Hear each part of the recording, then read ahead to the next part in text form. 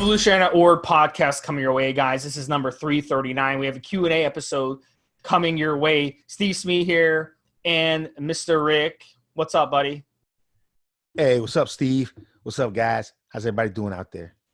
Straight out of the Bronx, the ghetto of the Bronx, guys. We're filming this in the basement. We got a building right here in New York City. So we're filming this right in the hood. So let's get to the first one, Rick. Well, before we get to that, actually, we have a new custom now we're going to try out on this podcast. It was Rick's idea. Rick, tell us. Do we call it a custom or new what? New thing? All right, so if you sit through the credits after the disclaimer, Steve and I are going to tell a joke after each Q&A podcast. He'll throw one out and I'll throw one out. Because Steve just loves jokes and he's always trying to incorporate them into the podcast. So what we're going to do is, I like jokes too. I just don't try to incorporate them into the podcast. So at the end of every single podcast, not every single Q&A podcast, we'll have the music, we'll have the disclaimer, legal disclaimer. And then after that, it'll be an extra part of the show. Steve will tell one, I'll tell one. And the idea is to really bring good jokes, man. Just bring the shit. And it should be fitness related. It should be fitness or relationship related, which is what we cover on the show, right? So we have either good relationship, sex, or fitness jokes. It'll have one or the other. Good deal? Good deal, Steve? Yeah. I'll do my best. My joke today is kind of thin. It's thin because Rick didn't give me a chance to prepare, so I apologize. I'm sure Rick's joke's going to be better, but I will kick Rick's ass in the future, I promise. Listen, one of my fortes and hobbies is I'm an incredible joke teller. I just don't get on here and do it. It's not what, it's not, I don't think people come to us for that. But those that want to hear us, oh man, my stomach's growling, fucking fasting. So those that want to hear us, let's go. You guys ready to go? All right. So let's get started with the podcast. And, today we start that end of the podcast after disclaimer, jokes. Yep. So let's get to the good stuff first, the steroid topics. The first one is tren and mental effects. How many times have we heard guys run tren, Rick, and they end up cheating on their girlfriend or wife, they end up destroying their relationship, or they end up in fucking jail for doing something stupid that they would never do off a tren. So why does tren screw you up mentally? So, a couple reasons why, guys, is the dopamine effects. The neurotransmitters in your brain start firing off. So when you run tren, if you're fighting an addiction and you run tren, it's a bad idea. The timing is horrible because you are likely going to want to go back to your addiction. It's very hard to quit an addiction while on tren. So don't use tren if you're fighting an addiction. Don't use tren if you have a temptation to go and bang other women. Don't use tren if you're in a good relationship that's kind of on shaky grounds and you're trying to get the ship right, because tren will derail it even further. And you probably don't want to run tren if you've got a really bad temper and you've had, 2 other situations where you've been in road rage incidences because you lose your temper. So I can tell you the first time I ran tren, I was very impatient because I'm already an impatient person. So running tren made me even more impatient.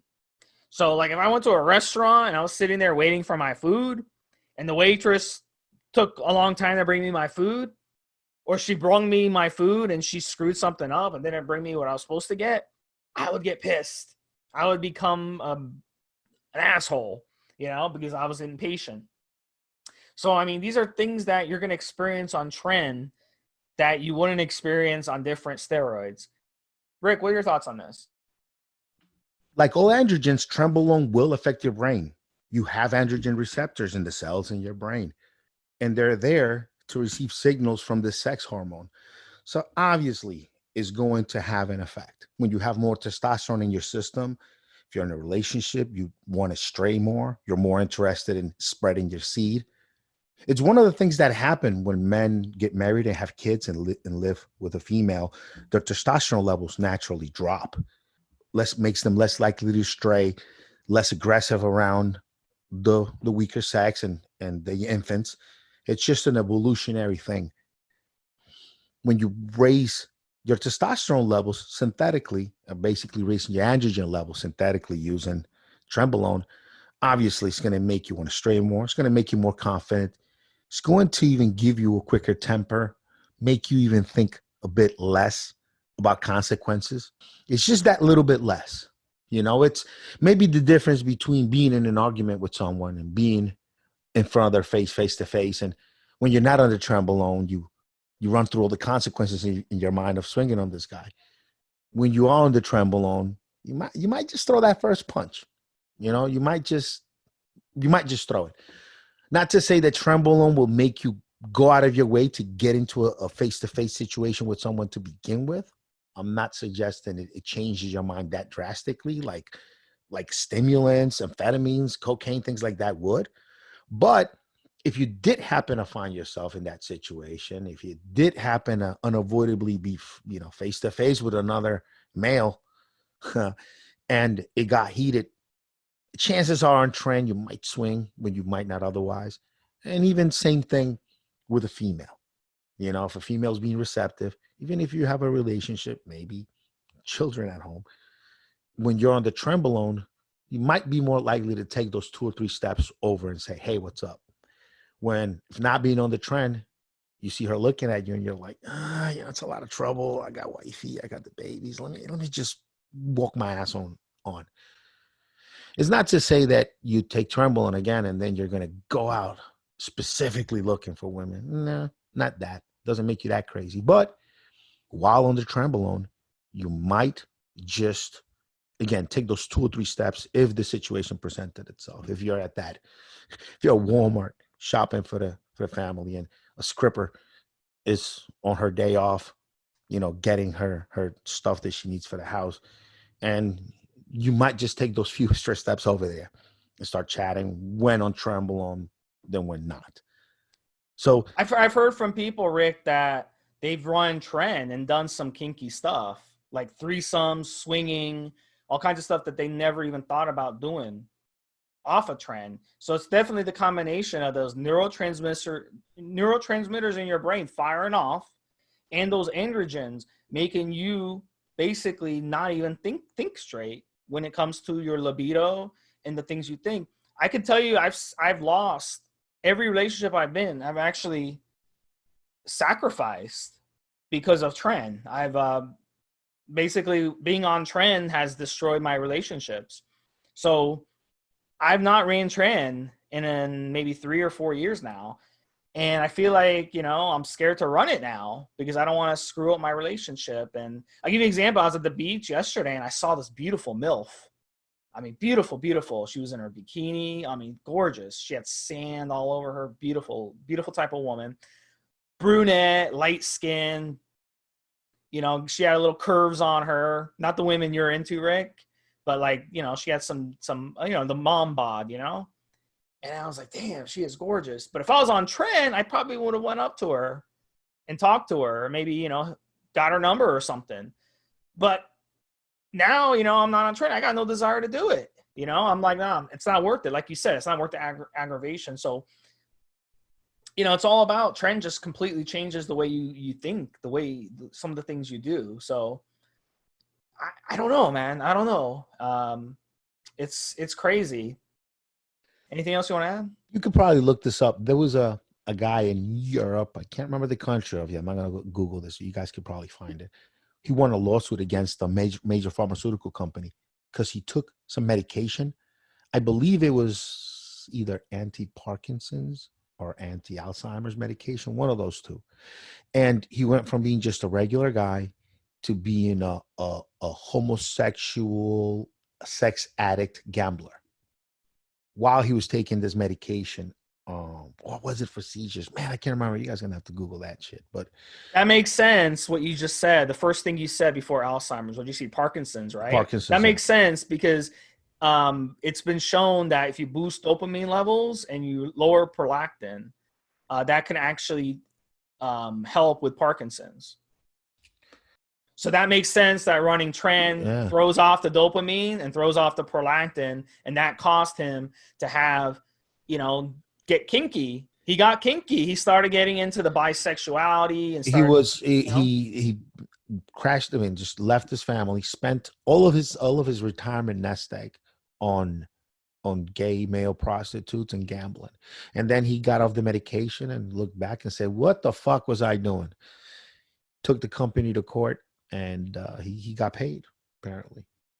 So you can really the effects on your brain, on the receptors in your brain, are profound, both estrogen and androgens. and if you're into like porn, a buddy of mine, this is an old friend of mine. He is fucked up. I mean, this guy is fucked up as it is. His parents got divorced when he was a teenager.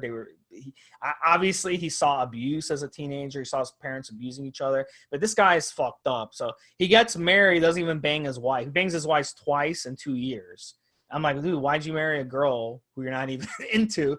But this dude, while he was on tren, he told me the story. He was married, and he would basically go on these apps and meet up with women, men, all kinds of, chicks with dicks, anytime, anything.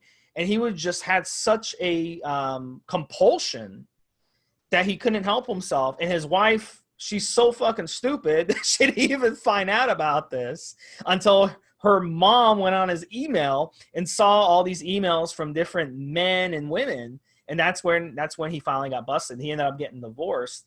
And this guy is fucked up. I don't even talk to the guy anymore. I don't want to have anything to do with him, because anyone who would do that to their wife is a piece of shit. So I don't want to have anything to do with the guy. But it just shows you how tren can take a compulsion you already have and take it to another level. So be very careful if you run tren. It can really, really change the way you think. And he was a gambler as well, Rick. You bring up a good point. He was a big time gambler. The dude went to Vegas one time with a bag of cash. I think it was like 15 grand of cash. Flew to Vegas, came back broke. He spent all his money on hookers and gambling. So yeah, I mean, this is it's some people should not be using tren for that reason. Yeah, Trenbolone is. I mean, it's. I guess if you, I think Trenbolone is. I've always said it. Don't use it. It's not necessary. But man, if you only ran it like 100 mgs of an acetate a week, just that much, I think it'll enhance the way other steroids work. It'll help your motivation mindset. I think it'll improve your sex life a little bit. It's only when you start doing 100 milligrams of acetate every other day, or doing 500 milligrams or 400 milligrams of testosterone of Trenbolone per week, then now you get now you get the side effects. Now you get a really bad insomnia. You get some of the really bad stuff from it, the night sweats, kidney toxicity, all this stuff. But I think personally, here thinking about it and going over in the podcast and all the mental effects that I remember getting on tren, man, I got to tell you, maybe 50, 100 mgs a week on your cycle. You might get a good boost in motivation. It'll make the way everything else works better. Might actually have a place at that dose. And look, I got to tell you something. I think, because I stay a single guy, and I keep saying on the podcast, don't be desperate, don't be lonely, right? I say that all the time. I think one of the things that helps is I have pretty good high androgen levels.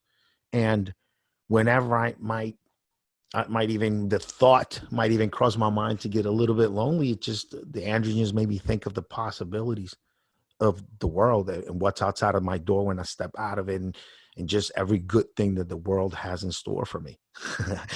And I think maybe if I ever let my androgens levels drop and I didn't have this high androgen level that makes me want to see what's out there for me, maybe I would get a little sad and a little lonely, in these four corners, just thinking I'm on my lonesome, and that I've missed out or something. So androgens do have a huge effect on you.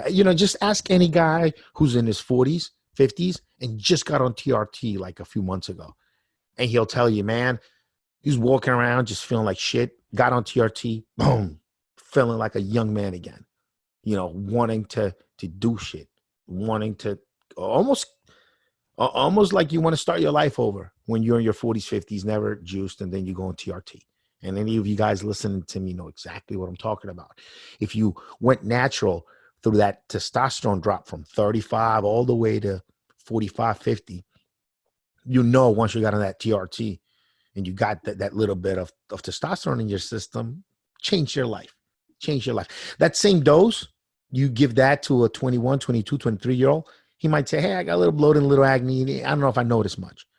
But you take 100 mgs a week to a 55-year-old man, you give him 100 weeks of test a week, change his entire life, bro. Just change his entire, just everything that goes through that man's head from the time he wakes up until he goes to sleep, just changed up from having that extra testosterone. It's just what it is, man.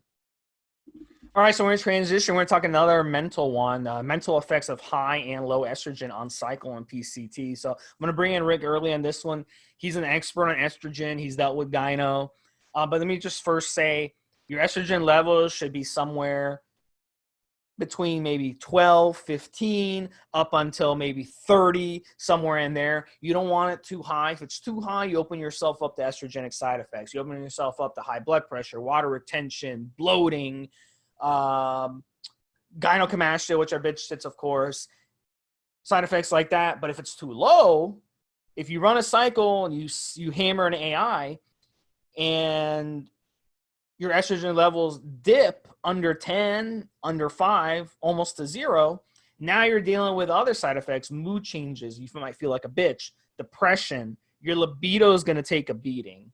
So as much as high estrogen isn't good, low estrogen is also not good. And it used to be back in the day, everybody was obsessed over keeping estrogen low. That's all they cared about, because for years they didn't have access to AIs. Remember, aromasin didn't even come around until the 2000s. And they didn't know they didn't even know what an AI was. 70s, 80s, they didn't have AIs around. They didn't even know about Nolvadex really till the late 80s. Till some gurus came up with the idea to run Nolvadex on cycle. So they always had to deal with estrogen if they ran something that aromatized. That's why guys in the 70s and 80s and before, they never ran testosterone on their cycles, because testosterone aromatizes too much. So they knew to stay away from testosterone for that reason. But now we have access to AIs. We have access to all these ancillaries. We don't have to worry about estrogen. But the mistake guys are making today, Rick, is sometimes they'll slam their estrogen too low. So you really have to make sure your estrogen is balanced. Talk a little bit about estrogen and mental effects, because I know for me, if I slam my estrogen low, it's definitely drops my libido, makes me feel moody. We hear that a lot with Clomid. People who run a lot of Clomid, they'll feel like a bitch, basically, on Clomid. Yeah, one of the problems with estrogen is that it never just stays just too low, or too high. Estrogen, I feel like, and at least from looking back on my blood test, will actually fluctuate a bit more than steroids. And I guess than your testosterone. I guess that makes sense, because when you're injecting and steroids, it's got esters, it's time release, while your estrogen is based on conversion, enzymatic conversion. And so it can vary. And that is one of the things that'll drive you a little bit nuts is the drops in estrogens and the high in estrogens. Again, you have estrogen receptors in your brain. It's one of the reasons why Clomid makes you so moody, because Clomid is there to block estrogen out of the receptors at the hippocampus, the part of your brain that is actually in charge of managing how much LH, and FSH is released from your pituitary gland. And so it blocks regular estrogen out of there, so that your brain can't tell that you have high estrogen. It'll continue to make these two hormones that will make you create testosterone. That's a safety in place, right? The fact that your brain can detect high estrogen levels, and then what it does is it shuts down production of LH and FSH in order to not make any more testosterone. Because the problem in a body that's not enhanced, you're not shooting synthetics into it, is that natural tests will get too high, and then estrogen conversion gets out of whack, because it's an enzyme conversion. Now Clomid will get in there and will block estrogen now, but it'll also attach to other estrogen receptors around the brain. And in some of those, it'll have somewhat of an action, or either it could either block out regular estrogen out, or in others, it might actually activate them, depending on the type of receptor and part of the brain it's at. And then you start to get these mood swings. That's why Clomid always makes you moody, makes you want to cry at the end of a movie, makes you really kind of weepy. I've always found that a good dose of tribulus, good high quality tribulus, along with the Clomid, really, really helps kind of reverse that moodiness and all that. Because the tribulus, I feel, and I think a lot of guys that know their shit agree with me, it just makes your brain way more sensitive to those androgens. And that has a balancing effect on the estrogen, I feel like. And also, to go along with Clomid, something that really helps your testicles get back up to size really quickly is Fedoja agrestis. It's why those two herbs are in my HC Generate product. HCGenerate.com, guys. Go to HCGenerate.com. It's my product. And that product I developed to be taken along with the Clomid so that you don't get all of these moody effects. You don't feel like shit.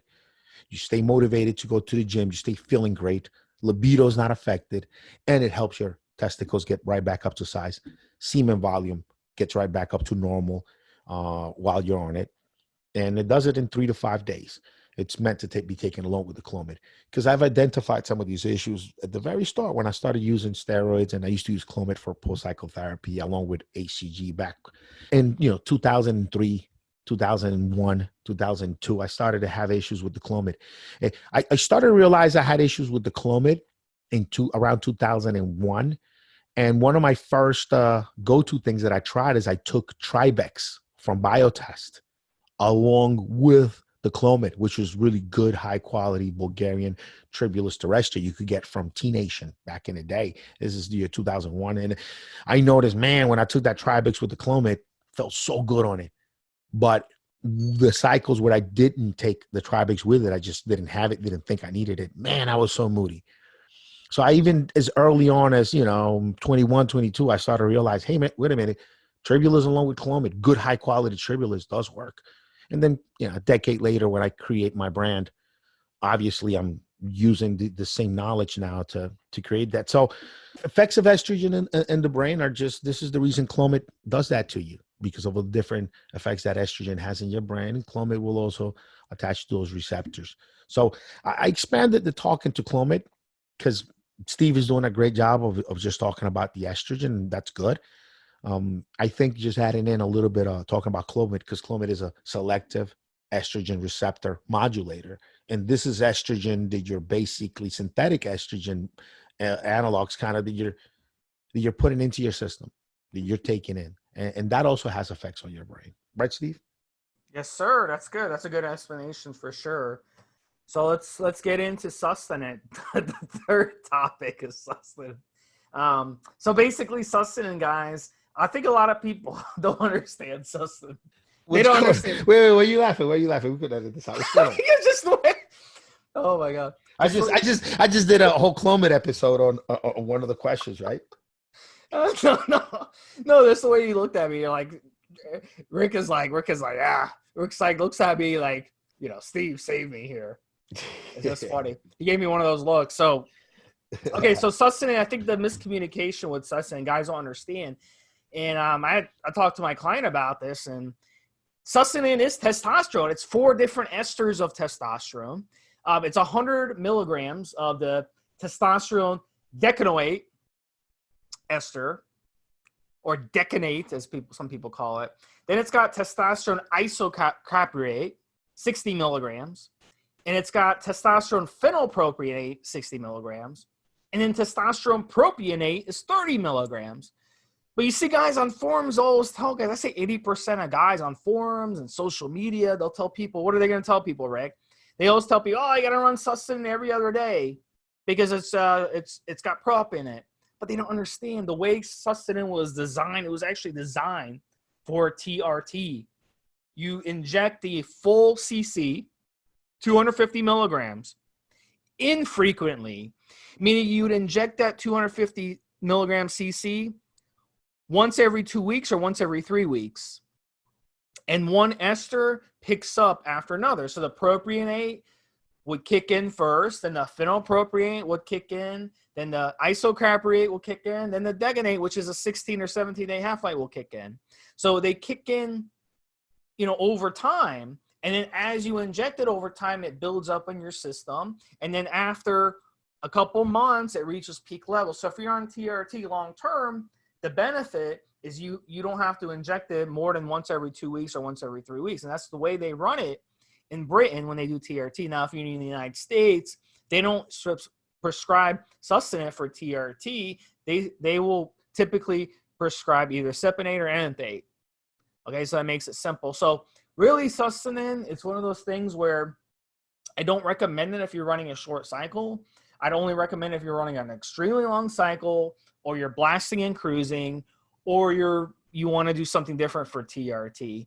I mean, that'd be the only way I would recommend using it. See, in the old days, some sources, they wouldn't have anything for you except sustanon because they'd be out of stock with the cypionate, and that'd be the only long ester they'd have. So some guys would use sustanon. Now, you're not going to find a source that has sustanon but doesn't have the other enanthate or cypionate. So it's kind of a moot point. But I'm not saying I'm against sustanon, but I'm just saying guys have to realize how to properly run it, and you don't inject it every other day. That makes absolutely no sense. You're actually causing a roller coaster by injecting it that often. So, that's the skinny on sustanon, guys. But just remember, at the end of the day, it's sustanon. It's just 4 different esters all in one. And they came up with it for TRT, not to inject it every other day, but to inject it once or twice a month even. Anything else you want to add, Rick? We did a whole sustanon show. Well, maybe while I'm talking about sustanon, you could tell us what show that is, Steve. But we did a whole show on sustanon, and I'll sum it up for you guys like this.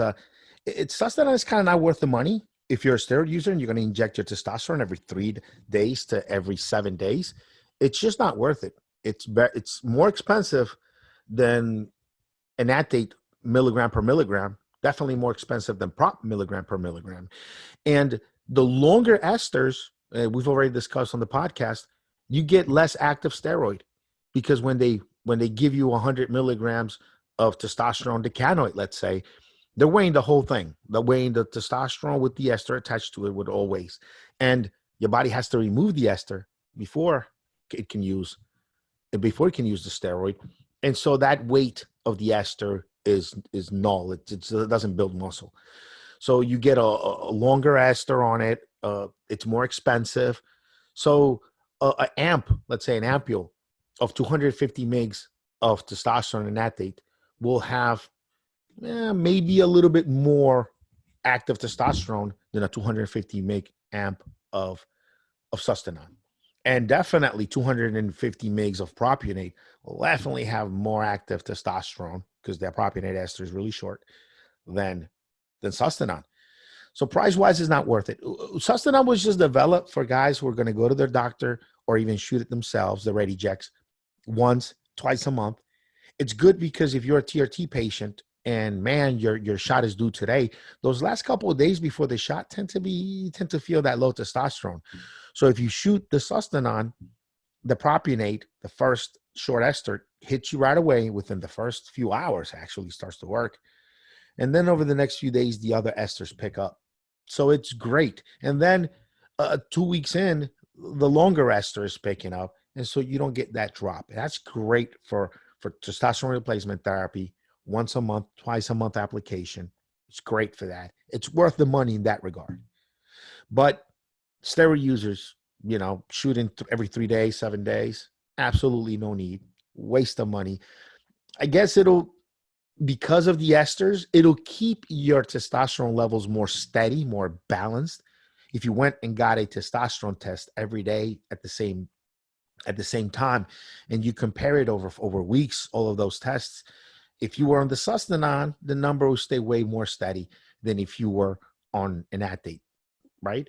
But maybe for guys like me that are really prone to gynecomastia, you might have additional benefits, steroid user, but really, you're not going to have a a ton of additional benefits. Also, that sustanon is going to take longer to build up. Propionate, enanthate, propionate first week, enanthate 2 weeks, pretty well build up. It's at full strength. Sustanon taking a little bit longer for it to build up at full strength too, because of that longer ester, and most of the weight of the compound is in that longer ester, right? So it's just not yeah. Again, money wise, steroid user, save your money. Don't go with sustanon. And look, if you could get human grade original Organon, whomever is making sustanon, hit that. That's cool. But if you're buying it from a source and you're relying on them to make the sustanon with 4 esters, and you're hoping that they'll always have the 4 esters to always make your sustanon, you don't know, man. Chances are sometimes when you get it, it'll have really just 3 esters in there instead of the 4. Chances are sometimes when you get it, they maybe ran out of prop for whatever reason, so they're just going to load up a little bit more of the middle ester. Just don't know, really. So yeah, I mean, if you could get good sustanon, that's the other part. Human grade sustanon, why not hit it? Pay the extra money. It's human grade. It's good steroid. Hit it. You got the money, do it. But if you're going to underground it anyway, and you're just going to pay more for some underground sustanon that you think or you're being told is 4 esters, and paying more than that for just your enanthate, then it's maybe no reason to, right? Yeah, so 278, 284 with a podcast where we talked about all of testosterone, so you guys can listen to those podcasts. And we had a sustanon specific podcast, didn't we? No? I don't. We talked about sustanon in a couple podcasts, but no, I don't think we had one specifically. I could be wrong. I don't remember it, but we kind of talked about it with testosterone, and we had.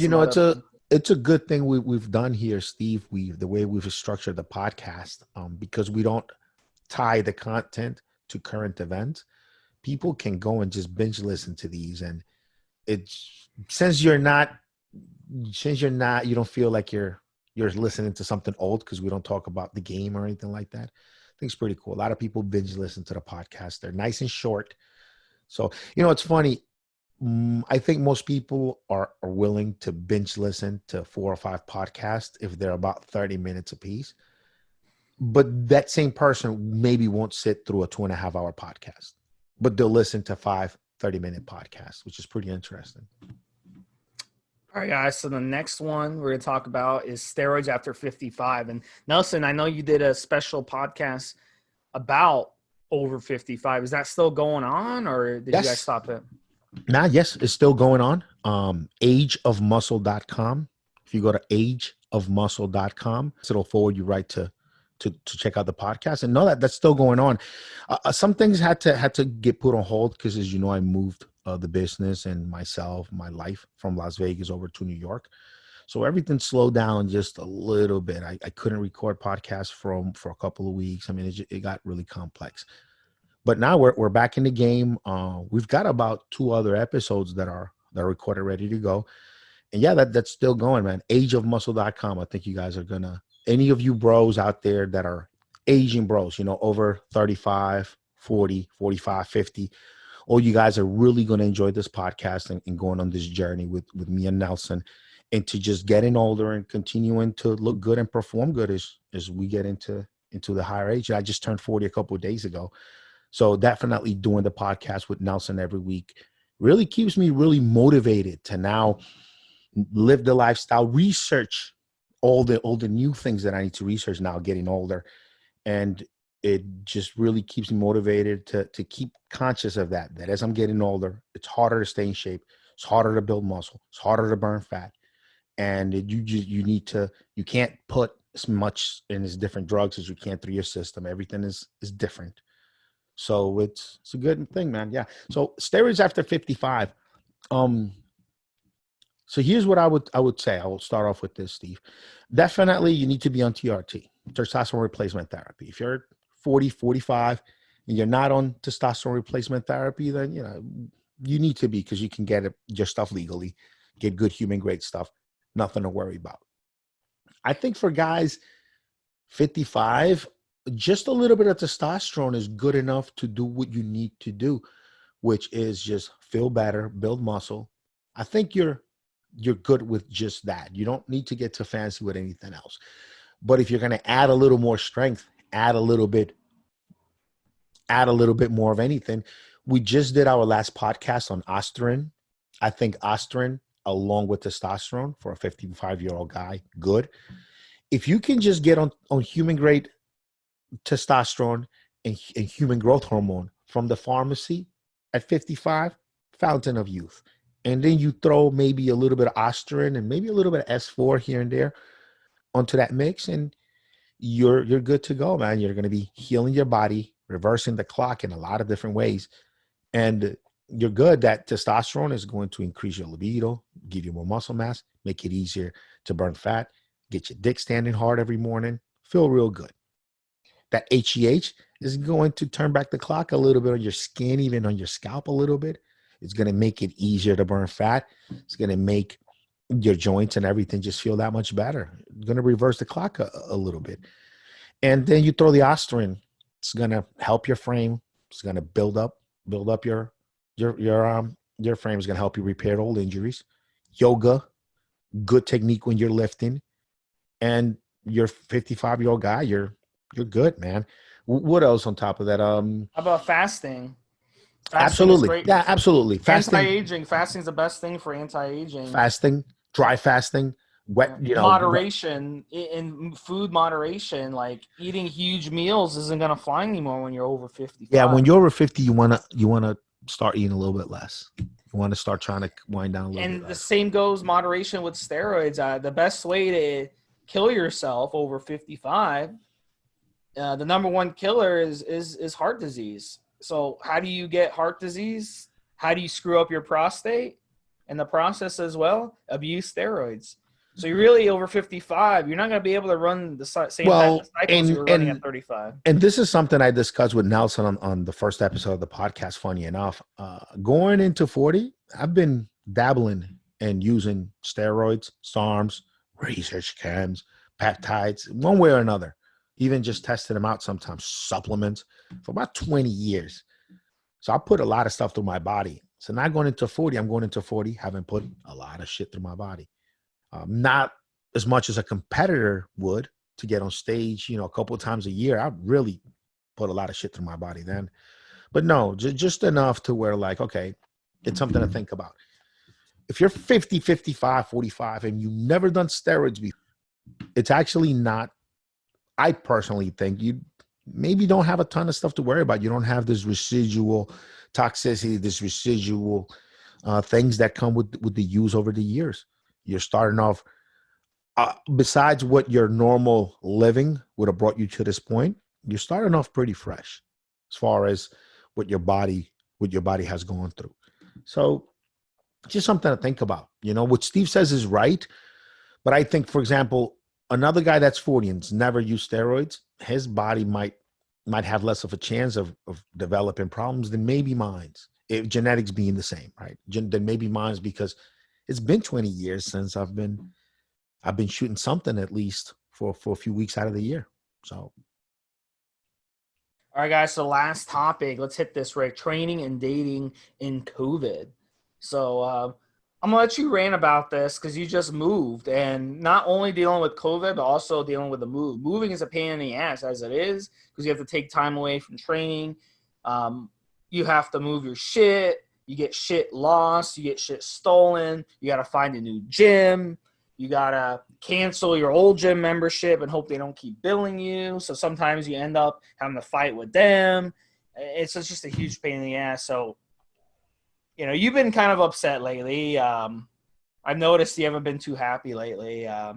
So I've been trying to cheer Rick up, guys. Tell us about your problem. When you can't work out, and you're already under a lot of stress and you're already depressed about shit, not being able to work out will make it only worse. So tell us about your story, Rick. What do you want to talk about here with this topic? Training and dating, yeah. What do you mean what I want to talk about? You got the smirk in your face like you're setting me up for something. Baiting you? No, training with COVID. You were complaining because you moved to the Bronx and everything's closed. So now you're having So, trouble working out. Tell well, us yeah, about yeah, that. definitely. Every experience is a discovery in itself, right? So, gyms are closed. I do have weights at home. Dojo is closed. I can't get to any MMA gym where somebody will roll with me. Maybe just bang around a little bit. It's not happening. No heavy bag. That part is really affected me not having a heavy bag. Because even when I'm not, nobody enjoys getting punched in the face. So even when I'm out there and I'm not getting punched in the head or getting my arms twisted, I do enjoy the heavy bag. I've worked on the computer now for about 16 years out of my life, typing pages and pages every day. Even if it's just answering emails, just type a lot. But I don't have carpal tunnel. Don't My hands feel perfect. And the reason for that is because I think I've been hitting the heavy bag bare knuckle now for, I don't know, over a decade. And so I think some of that shock, some of that damage, it counteracts whatever I'm doing with typing on the keyboard. The last couple of months, my hands have been feeling a little funny. Not as good. I miss it. I miss hitting the heavy bag. I miss getting out to the gym. I think we all do. Some of us who are in states where you can't get out to the gym, it kind of wears on you, doesn't it? On some bros, this thing caught them single, caught them without a girl. It's funny because I've ran into guys with different stories. Actually, a girl who told me a story. Some people just because of quarantine just happen to just talk to their neighbor, talk to that one person at work, and that person got in. Maybe they didn't have a chance before, but they took advantage of the quarantine, and they were just the ones that exceeded at getting that girl. And there are people that were not in a position to really talk to anyone, and then after quarantine, they're single, and it's making a lot of people. A lot of people are upset out there and feeling lonely, and this whole quarantine and everything has caused more people to commit suicide. Also, the financial hit that many of us are taking has also made people a little bit stressed out and upset. So, um, I don't even know where I'm going with this topic today, bro. I'm just Wait, rambling. let me help you out here. Okay, so right now you just moved to the Bronx. There's a lot of fucking women, bro. Beautiful brunettes. I would love it there because I love like Italian. I love like that type of Italian. A lot of Italians were there, right? A lot of Italians. I don't I don't live there, bro. I live in Long Island. All right, there's a lot of Italians in Long Island. I'm assuming, right? Let's put it like this. It's kind of funny, but if you're in Long Island, Nassau County, Suffolk County, uh, probably the worst place for the type of women that I like to date. Which You get, are I like women in their 20s. Usually no okay. kids. So you're into the Most like no kids. Mostly no kids. you're into the father I'm only, daughter thing. You're I'm into the only, father daughter fantasy. no, We get it. So your situation. I'm only 40. So let's check this out. So, So what do you do? but What are out here you in Long doing? Island, is Okay. mostly women with 2, 3 kids Families, that are families and shit. divorced. Yeah, like okay, so Yeah. everybody's divorced with kids out here in Long Island. So mostly just like divorced women with kids. Some of the younger, more good-looking, hot women, they found jobs near the city and they're living over there in a little room with a bunch of other girls their age. I mean, it's what it is. But you're But not they're out far there. from the city, bro. How far are you from the city? You can take the subway and get to the city in like Oh, 5 minutes, right? I can. That's no problem. Meeting women, it's not an issue. Yeah. But So how are you meeting women? Answer that, and then I'll finish it um, off. how am I meeting them? I'm How not. are you meeting women right now when you can't even take them to a restaurant? You can't take them out. Everything's like you have to wear a mask, and if you take them for coffee or to a restaurant, you have to wear a mask. How are you meeting women now? Help the guys out. How to meet them? How are you meeting them right now? Okay. No, it's real simple. Two ways. If you're in a state where quarantine's got you pretty locked the fuck down in your home, you better be funny. You better be funny. Better have some memes, do something, and talk to that girl on on electronically. A lot of guys have gotten in like that in these last few days. I mean, girls are home bored. You're at home bored. Can't get out. No, you're not going to the job. Shit's shut down. Just keep up conversation and be good at it. If you are able to get out and you get out, just be exercising. Get a bike. Go on places where bikes are at. Make sure you're running. Make sure you're at the gym. Go to different gyms. There are outdoor gyms now, groups. A lot of stuff has popped up as options. Go engage in some of those and meet people there, meet women there. One of the best things you could do to meet girls really is like go to do the stuff that you like to do, and there'll usually be women there. Go to yoga. Ton of women at yoga. Everybody's half naked too. It's incredible. So just do it. Just go out. It's not the end. I mean, it's real easy to meet people. You know, it's real easy to meet people. It's real easy to So this is what you do with yoga. I'm gonna jump in with yoga. A lot of yoga studios are actually doing Zoom. They're doing Zoom, so you can go on their social media and actually take the Zoom classes, and you can actually interact with other people doing the classes. So if you're a single guy, there might be one other guy doing the class, and you got like 15, 20 women.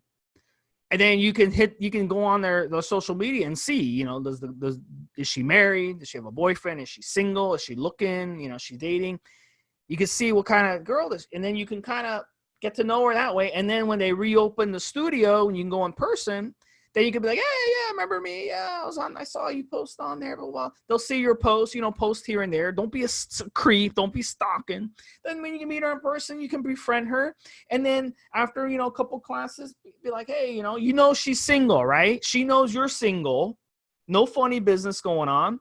Ask her out. Hey, you want to go grab a smoothie, you know, after class? If she says no, then you know she ain't into you physically. Because if she's single, what's the only reason she's going to turn you down is if she's just simply not into you physically. Or she might be dating a guy and just on social media putting down she's single. I don't know. But so, I mean, that's a great way to meet women. Yeah, yoga is the best place because you're outnumbered, bro. You're outnumbered. Like 20-1 doing yoga. Yeah, just get to activities and do things where women are at and just be a desirable man. Don't be a creep. Be somebody who's desirable. Be somebody who's doing something. Somebody who's got a project. It's so easy to just pick up a new project, pick up a new hobby nowadays, pick up something new and I shouldn't say hobby, pick up a new project that can turn into something that can help you financially, professionally, emotionally. It's so easy now with the internet, with even now that some courses that you have to maybe be there physically for before, you can now open that. Now it's opened up for you to take from home. You know, everything you can make a positive out of a negative. So if you're a dude and you're not too busy, that's what makes you lonely. That's what makes you go out and settle. That's what makes you kind of desperate. Be fucking busy. You know, I ran into the situation kind of. I'm getting back into town. Blah blah blah. Yeah, Rick's definitely busy. It took us like an hour and a half just to start the podcast, and his phone's been ringing. So that's beautiful. That's a beautiful example. Yeah. You know, it's funny. So the other day I was having a conversation with someone, right? Someone I know personally, and I just don't. I said I came to the realization that I don't have many recent memories of women that kind of, like you said, that kind of turned me down or weren't interested or whatever. Like, and not because I'm the motherfucking man and everyone is. It's because if I didn't see interest from the start, I was gone really quickly. I didn't linger at all. So they didn't even make a memory. And maybe that's one mistake that a lot of dudes make, that they kind of know they're even friend zone or creep zone. Because a lot of women creep zone you too, where they'll know you, they'll talk to you, but you're not even friend zone, you're creep zone. But you're still sitting there dwelling and you know, knocking at it. It's kind of, what are you doing? So yeah, I was having a conversation with someone and I said, you know, I don't remember. I do pretty good. When I aim, I fire, I do pretty good, man. I don't sit here and get ghosted and all this stuff. And the guy couldn't fucking believe it. And I then on my way home, I was thinking about it. I'm like, wait a minute. The reason that doesn't happen to me is because if the interest's not there, I go the fuck away. They've got to go out of the way to pull me back. And they pull me back, you better be ready. You're not ready, I'll go the fuck away again.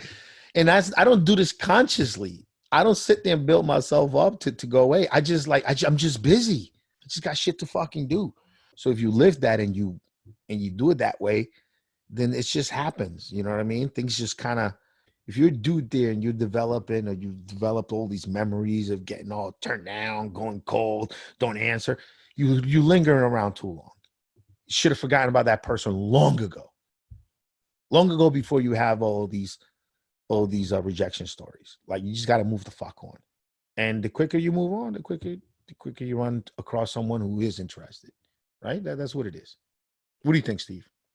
That's good, bro. We'll definitely talk about this again, but our producers in my ear saying we're running out of time on this episode, but we're gonna definitely talk about this topic on the next one. We'll have more to talk about. So for Stevesmi and Rick, has been another episode of Evolutionary Radio. We'll talk to you guys next week. Have a good one. Stay on after the legal disclaimer for the joke, and have a good one, Steve. Have a good one, guys.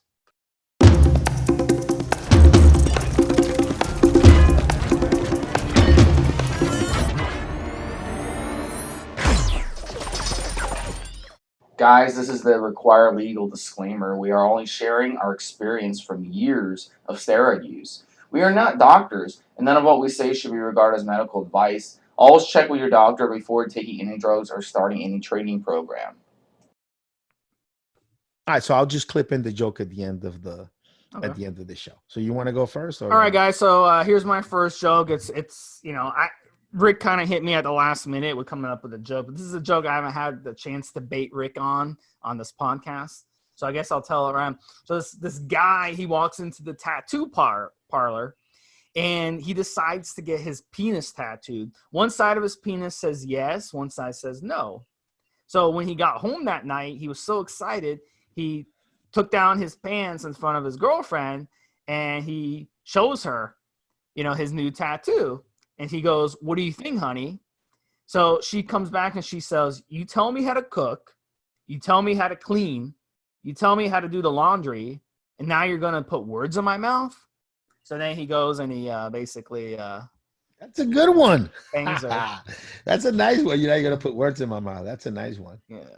I would have built it up a little bit more, giving the guy a real motivation for tattooing that, because it's a random thing to tattoo. I think it's a good idea. I think I'll build it up. You want to hear mine? I have to do that. Do you like that? Do you like guys with tattoos on? You want to hear mine? All right, yeah. Let's hear it. So this is a new joke, right? AI technology, because we're in 2020, right? So here's a 2020 joke.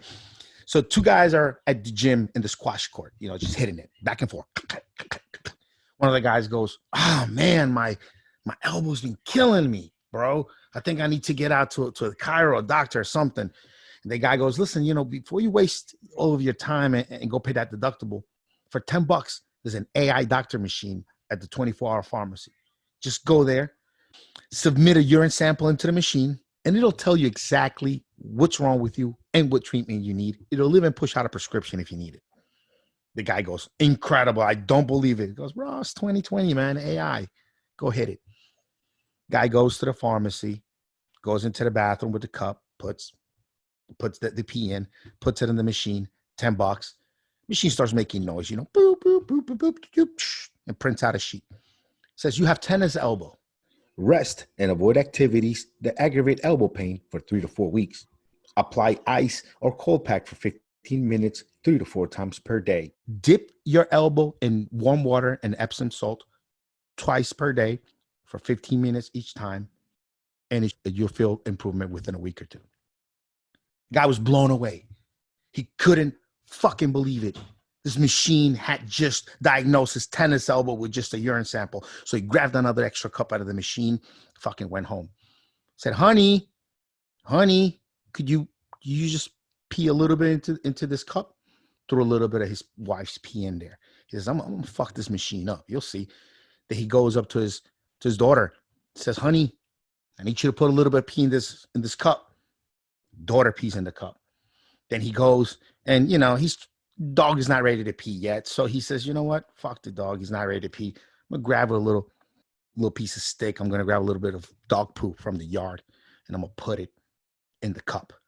So the guy's like, "I'm really gonna throw this machine off now." And then he goes into the bathroom, fucking jerks off right into the cup. Last one out into the cup. Covers it, shakes it up, goo. Drives to the pharmacy, throws it in the machine, and the machine starts making and throws the $10 in there. Machine starts making noise. Pew, pew, pew, pew, pew, pew, pew, pew, pew, pew, pew, pew. Then a long sheet comes out. And it keeps going. And there's more coming out. He's like, what the fuck is this? So he grabs it. And it says, machine says, your wife is pregnant. It's not yours. Get a lawyer. Your daughter's on drugs. Get her into rehab. Your dog has worms. Bring him to the veterinarian for deworming. And if you don't stop masturbating, your elbow is never going to get any better. That was good, bro. That was good. You got that? You came up with that one or no? That's a good one, right? Came up with it or no? I read that when I was a kid. Oh, okay. So that's an old one, huh? Yeah, I read that when I was a kid. I think I vaguely know that one. All right, guys. Well, all I had to do is just add the AI, and it's suddenly a new joke. So yeah. Right. We're not just doing the jokes to impress you. We're trying to get everybody out there to just be a little bit funnier, be a little bit funnier in everybody's life. Maybe you could hear a joke here and share it with friends and family. Yeah, leave at least with a little smile or a little laugh in these trying times. A lot of things going on out there. So we're gonna Q&A, come up with a little joke. I'm gonna have one prepped up. See, I told you I was a good joke teller. Was that good or not? That was pretty good. Yeah, it was good. It was good. You leave the parts where you kick your kid out of the room too. It's not you, it's me. I'm here recording the podcast, and my son is in here, and I'm like, son, you got to get out of here. He goes, it's not you, it's me. What did I do? It's not you, son, it's me. Get out. I'm about to say something. And he actually listened to you. That's good though, because most kids don't listen to their parents these days. Oh, my kids are incredibly well behaved. Well behaved. How did I build it up with my kids? It's funny. I got beat as a child, but I didn't care about being beaten. I've never been one to cower from physical pain. What I cared about is before I got a beating, my dad would always want me to explain myself. Like, why you do that stupid, dumb fucking thing you did? And a lot of times I just wanted the beating. I wanted him to shut the fuck up and stop asking me what I did because I knew it was stupid. And I felt embarrassed to justify myself in front of them because I respect this man so much. So I realized that, and my kids are kind of the same way. When they were little, they fall, boom, boom, just bounce off the ground, get up, keep running, no crying. So I'm like, all right, physical punishment will never work with these children. They have to just want to perform. Like my little one that just left here, his motivation for doing what he's told us, he wants me to be proud of him. He wants me to be happy about his behavior, and his punishment is for me to just be unhappy with his behavior, be disappointed by the way he's behaving, and that's it. And like I said, I got beaten a lot, but I never gave a fuck about the beatings. The belt meant nothing. I wish sometimes, again, we could cut the talk down. We could cut the I'm disappointed. I can't believe it. Dad, just shut the fuck up. Don't make me feel bad. Just beat me. That won't feel as bad as you telling me how disappointed you are for doing this thing I did that I knew was fucking dumb, stupid to do. So, I remember I went out with this girl, the first date. She's like, I don't know how we got in this conversation. She started talking about having kids, and that she wanted to be able to like spank her kids. And she's from the South. And I was like, no, I don't believe in that. And she got so upset over it. It was just like, I could blow it away. I guess she felt like that I was actually like going to have kids with her or something. Did you ever get beaten as a kid? Oh yeah, I did. Yeah, of course. I mean, it fucked me up. Yeah. So I don't agree with it. Were you born in the States, or were you born in back where you were born? I was born in Cuba. Were you born in the States, or were you born in Persia? I was born in Cuba. So I'm asking a legitimate question. Were you born in the States, or were you born in Persia? You're a Persian. I was born in the States. I was born in the States. But your parents came here from Persia. No, something like that. Yeah, maybe. They were born there and they came here, right? They immigrated. Yeah.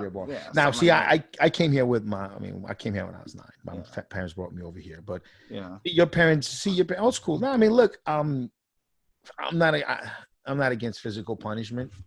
I just felt like I could raise my kids without it. The state is over. We disagree. The state is over. No, the girl literally, like, that was her. Like, she got so pissed off. She's like, what? So if we have kids, I want to be able to hit them. Blah!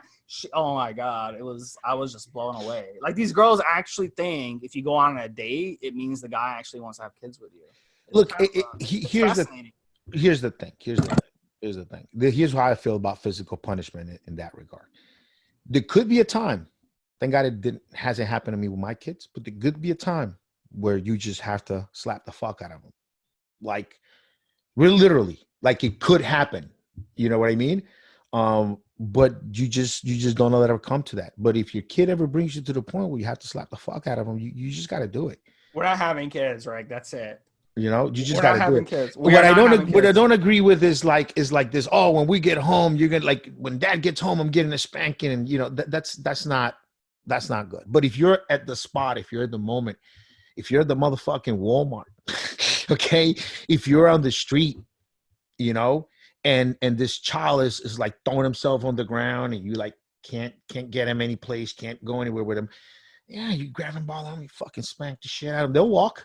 Then they'll walk. But see, my kids never did that. They never threw themselves on the ground or the fucking thing. They never do. They never like threw stuff at a table at a restaurant or made a scene. Just shit never happened with my kids. So I never had to spank them. Any of the three of them. But like, yeah, if you've got a child and he's like throwing himself on the, you already did a shitty job, right? If you're at Walmart and your kid's on the fucking ground crying, and that's the way you and him interact, you're already fucked up. And then that's funny. no, you're already fucked up before you get there. And then you're a restaurant and again, some kids don't really respond to, some human beings don't respond to physical pain like that. And you could spank that kid, he might cry a little bit, he'll go right back to doing it again.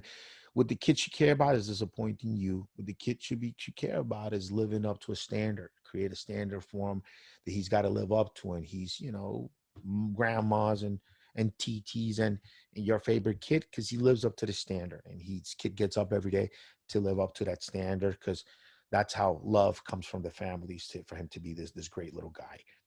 I don't know. That's just the way my kids have come up, and well, my kids are just incredibly well behaved. No physical punishment, no big stuff. Take console away for a week sometimes when they misbehave. Give me your phone. I'm taking your phone for the rest of your iPod stays here. That kind of stuff. But besides that, they really just want to be good to not disappoint the adults around them. Yeah. They just want to be good kids because the appreciation they get from grandma, from TT, from mommy, from daddy, from the other TTs, from the other grandma, just for them being good kids is just them wanting that appreciation is enough to keep them in line. And what breaks their heart, it's the adults not approving of them being misbehaving, acting a fool. Because the kids know. Anybody that feels bad about disciplining their kids, you're a fool. Your kids will actually love you more for bringing good, just discipline. And kids know when they're misbehaving. Don't think, one of the disagreements that I got into with my baby moms for my younger child is that she felt like I shouldn't even raise my voice at him or try to discipline him, because I should be she wanted me to make up for us being separated and the time that I don't spend with him, wanted me to make it up by not disciplining him or asking him to behave appropriately when we're together. And I explained to her, like, look, you're getting it wrong. He's not going to love me less for raising my voice and expecting good behavior out of him and bringing just discipline into our interaction. He'll respect me for it and he'll love me for it. Obviously, the child knows when they're misbehaving, and they can also know when the adult's just being a fucking asshole. Because sometimes parents can be assholes. They come home from a long day and they beat on their kids for no reason, yell at them for no reason. That happens too. And a child, even if you don't understand that, they know when they deserve the yelling at, and they know when they don't. So if you're just adult and when they misbehave, you bring them back in line, and you're like, look, this is how things got to be. And they understand it. They just got yelled at. They touched that hot flame because they were stepping out of line, out of good, appropriate behavior. Again, at a restaurant, at a Walmart, wherever. That child knows, and they love you for that. You actually they don't resent you for discipline. Look at yourself in your past. every person that's brought you discipline, and you will understand how much you began to love them. If you were ever in the army, if you were ever played a sport, if the coach, if the sergeant, lieutenant, whatever the fuck brought just discipline, meaning discipline was appropriate for when it needed to be, that man probably was at your weddings, probably the godfather of your kid, something crazy like that. Even though they yelled at you and raised their voice and maybe told you about your shortcomings at times, you'll respect the fuck out of that. So just discipline, and that's it, man. But yeah, being the kid, sometimes you might have to. It's not no person is beyond a little ass whooping at any age. You know, maybe obviously baby's not, but you know, you get a 7, 8, 9-year-old, you know, you're a nice restaurant, they're throwing shit on the table because something they don't like about what happened in the day. Oh, dude, we're going to the parking lot and beating your ass. But you know, never happened with my kids, thank God, right? Yeah, but I mean, I don't think there's any evidence that beating your kids like that in public actually resolves the behavior. That's the problem. Oh no. I don't know. Oh no, there is evidence. You watch it right away. I mean, there is evidence. Oh yeah, you've. Well, I mean, every serial killer has been beaten as kids. No, Jeffrey Dahmer. That's a fact, Jeffrey Dahmer wasn't beaten as a kid. Huh? Jeffrey Dahmer was not beaten as a child. Oh, okay. Let me look it up right now. I don't know. He was something as a kid. No, he had apparently, from what I understand, he had incredible parents. Hold on. That's some issue. Like Pogo the Clown, his dad would beat him every day. He'd come home and his dad would beat him over something that he didn't like, and he ended up being a serial killer. Yeah. I don't know. I mean, apparently, from what I understand, Jeffrey Dahmer, there are a few of them that had incredible parents. Something else happened. Maybe a neighbor or something did something to them that fucked them up. Well, Rick, I'll tell you what. After the wedding, when we adopt, you know, we're gonna have to have a talk about this before we adopt, before we start adopting children, okay? Because we have different opinions on this. That is funny, bro. All right, guys. It's so funny that a girl would be on a date thinking about this. Yeah. It's so funny I bring it up. I would just. Yeah. So did you tell her that you strongly disagree or you sort of disagree? No, I was like, I don't think that's right. You know, and she's like, I'm not saying beat them. I'm saying you spank them. But that the same girl, like, I went to her house and she actually like spanks her cat when a cat's bad. She actually spanks her cat. She goes around beating everybody. Her cat's so fucking mean. Did she like to get slapped around during sex? She liked her hair grabbed. During sex? Yeah. She's like one of those emos. Did she like to get names called? Did she like to get names called? I don't think so. She's one of those emos. She had like a nose ring and like tattoos and shit. Yeah. She's one of those types. You know? All right, guys. So, all right, guys. We'll talk to you guys next week. Have a good one. Have a good one, buddy. All right. The Persian man. You do look like a Persian, bro. You got hair on your chest. You usually like a big gaudy chain, and just like Persian. Have like a button shirt, white button up shirt with like this small lines, and just the sleeves rolled up. Like this chain. Yeah, you need like a gold chain. There you go. Hey, see that? What is that? I had this one time. I was doing a podcast. I had my camera on the ground, and it was pointed at this thing. And Trevor got so pissed off, bro. Why? Trevor's like, "What is that, Steve? What is that?" Because it's basically like an alien cross. Yeah. It's like a pagan cross, and Trevor got so fucking pissed. I didn't mean for him to see it, and I was like, "Oh no, I don't know what you mean, bro. I don't know." So did Trevor get married in August? Was Trevor getting married? Shit, man. I don't know. I never got an invitation.